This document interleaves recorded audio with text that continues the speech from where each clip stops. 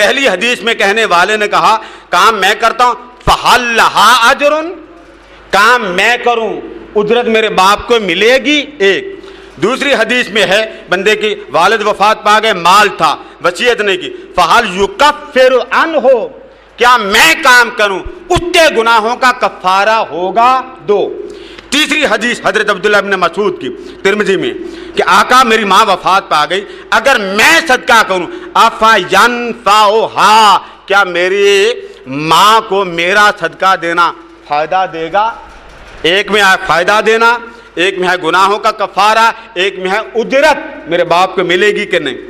اس بات کو سن کر، یہ جو آخری روایت سن کر میرے آقا نے فرمایا ہاں تو اپنی ماں کا صدقہ دے، اپنی ماں کا صدقہ دے، اللہ پاک تیری ماں کو تیرے صدقے کا نفع دے گا۔ ہم لوگ بڑے سیانے ہیں، ہم نے کسی مرے ہوئے بندے کے نام پر کچھ دینا ہونا، صرف قرآن یہاں باری میں لا کے رکھ دیں گے، یہ بڑی بڑی باری، یہ سامنے پڑی اور کچھ نہیں کر دیں۔ ہم پتہ کیا سمجھیں، بڑا صدقہ دے دیا، نہیں۔ سنیے یہ الفاظ، اس صحابی نے کہا سونیا اگر آپ نے کہا کہ میں صدقہ کروں میری ماں کو نفع ہوگا تو گواہ رہنا، ایک میرا باغ ہے، ایک میرا باغ ہے، سونیا گواہ تو ہو جا، باغ صدقہ میں کر دیتا ہوں۔ اب ایمانداری سے بتائیے باغ میں کیا ہوگا؟ پھل ہی اگنے؟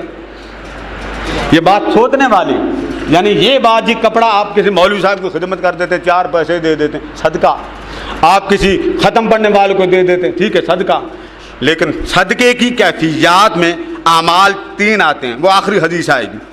اب وہ حدیث جو صحیح مسلم میں، یہ جو باغ کا صدقہ دیا، باغ کا، میرا سوال یہ ہے کہ باغ سے نفع کیسے ہوگا؟ مسجد تو وہاں بنی کوئی۔